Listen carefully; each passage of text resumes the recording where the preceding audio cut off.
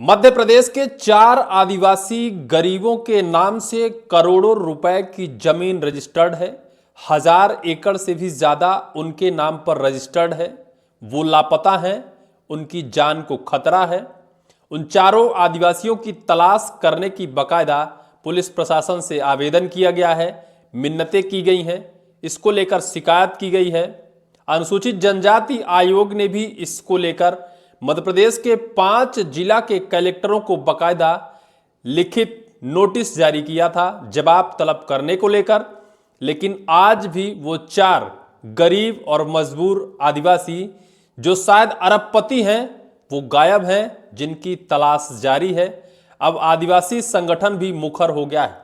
अब यह बड़ा आंदोलन बनता जा रहा है क्योंकि वो 4 आदिवासी गरीब आज भी लापता हैं, पुलिस प्रशासन की हाथों से दूर हैं। आखिर वो हैं कहां? उनके नाम करोड़ों अरबों रुपए की जमीन कैसे आई? उनके नाम 1000 एकड़ से ज्यादा जमीन रजिस्टर्ड कैसे हो गई? इसकी तलाश आज भी जारी है।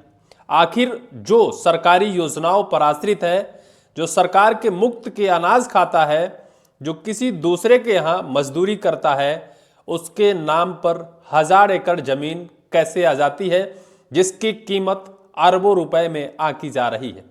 दरअसल यह पूरा मामला है मध्य प्रदेश भारतीय जनता पार्टी के पूर्व में रहे कैबिनेट के मंत्री और वर्तमान के विधायक कटनी जिले के विजय राघवगढ़ के संजय पाठक से जुड़ा हुआ।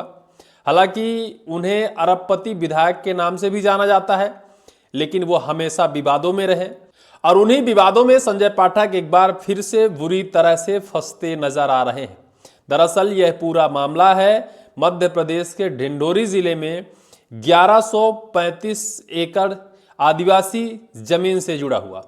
एक ऐसी आदिवासी की जमीन जो गैर आदिवासी के नाम रजिस्टर्ड नहीं हो सकती। जिन 4 मजदूरों का नाम लिया जा रहा है, जिन 4 आदिवासियों को इसमें घसीटा जा रहा है, वो चारों आदिवासी विजय राघवगढ़ के विधायक संजय पाठक के यहाँ ही नौकरी करते हैं। और शायद है, अब यह अंदेशा लगाया जा रहा है कि शायद है कि संजय पाठक ने ही गलत तरीके से आदिवासियों की जमीन जो गैर आदिवासी के नाम नहीं हो सकती है, वो अपने ही 4 मजदूरों के नाम पर रजिस्टर्ड करवा दिया है और उस पर अपना काम रोजगार धंधा करना चाहते हैं, जिसको लेकर अब वो बुरी तरह से फंस गए हैं।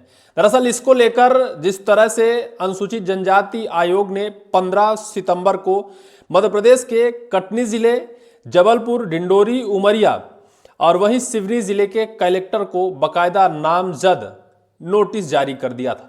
और नोटिस में बकायदा यह जानकारी पूछी गई थी कि जो भी जमीन खरीदी गई है, जिसके नाम पर खरीदी गई है, वो जमीन कहां से आई है, किसकी जमीन है, कहां से खरीदी गई है, उन गरीब आदिवासियों के पास इतनी रकम कहां से आई है, आखिर इसकी फंडिंग कहां से होती है, जो सरकारी योजनाओं पर आश्रित है, जो दूसरे के यहाँ नौकरी करता है, गरीब हैं, मजबूर हैं, असहाय हैं, उनके नाम पर अरबों रुपए की संपत्ति रजिस्टर्ड होना कहीं ना कहीं संदेह के घेरे में आता है। और इसको लेकर अनुसूचित जनजाति आयोग दिल्ली ने बकायदा नोटिस जारी किया था। नोटिस में बकायदा 30 दिवस के भीतर जवाब तलब करने की बात कही थी, अन्यथा अनुशासनात्मक कार्यवाही करने की भी बात कही गई थी। लेकिन वक्त बहुत बीत गया। 15 सितंबर से 15 अक्टूबर, 15 नवंबर, यानी महज 2 महीने से ज्यादा का वक्त बीत गया। लेकिन अभी शायद है कि कलेक्टर साहब जिनको यह नोटिस दी गई थी, वो लोग जानकारी जुटाकर अनुसूचित जनजाति आयोग के पास नहीं पहुंचा सके। सवाल यह है कि जिन गरीबों के नाम पर यह अरबों रुपए की संपत्ति आई है, उनके पास इतनी रकम कहां से आई है। और अगर इस पूरे कहानी के पीछे के सूत्रधार संजय पाठक हैं, तब तो वो खुलकर बोल सकते हैं, भाई यह मेरी जमीन है, मैंने उस जमीन को खरीद कर और इन लोगों के नाम पर रजिस्टर्ड किया है। लेकिन अब इस पूरी कहानी में एक नया ट्विस्ट आ गया है। अभी तक जो शिकायतकर्ता दिव्यांशु मिश्रा रहे, उन्होंने तो अभी तक सिर्फ है कि अनुसूचित जनजाति आयोग के पास शिकायत किया, ईओडब्ल्यू के पास उन्होंने शिकायत किया और उन्होंने कहा था कि हम हाई कोर्ट के चौखट तक जाएंगे। यानी कुल मिलाकर जो कुछ भी यह कहानी है, उसका पर्दाफाश करने के लिए दिव्यांशु मिश्रा बकायदा सड़कों पर थे। लेकिन अब एक नई मुसीबत विजय राघवगढ़ के अरबपति विधायक संजय पाठक के लिए खड़ी हो चुकी है। बड़ी मुसीबत ये है कि उन 4 आदिवासियों की तलाश और उनके जान की सुरक्षा को लेकर आदिवासी संगठन सड़कों पर उतर गया है और बाकायदा कलेक्टर कार्यालय में जाकर आंदोलन कर दिया है, आंदोलन छेड़ दिया है। उन 4 आदिवासियों की तलाश की जानी चाहिए, वो हैं कहाँ, किस परिस्थिति में हैं। आदिवासी संगठनों ने आरोप लगाया है कि उनकी जान को खतरा है। जिस तरह से आपकी मोबाइल स्क्रीन पर एक दैनिक भास्कर की कटिंग चल रही है जिसमें लिखा है भाजपा विधायक पर 1135 एकड़ जमीन घोटाले का आरोप, आदिवासी संगठन बोले संजय पाठक ने 4 कर्मचारियों के नाम जमीन खरीदी, चारों लापता हैं, जान को खतरा है। 4 आदिवासी जिनका नाम है नत्थू कोल, प्रहलाद कोल, राकेश सिंह और वहीं रघुराज सिंह। यह 4 आदिवासी जो हैं संजय पाठक के यहाँ काम करते हैं, बाकायदा कर्मचारी हैं। महज 10 से 15 हज़ार रुपए इनको सैलरी दी जाती होगी, इससे ज़्यादा नहीं हो सकता।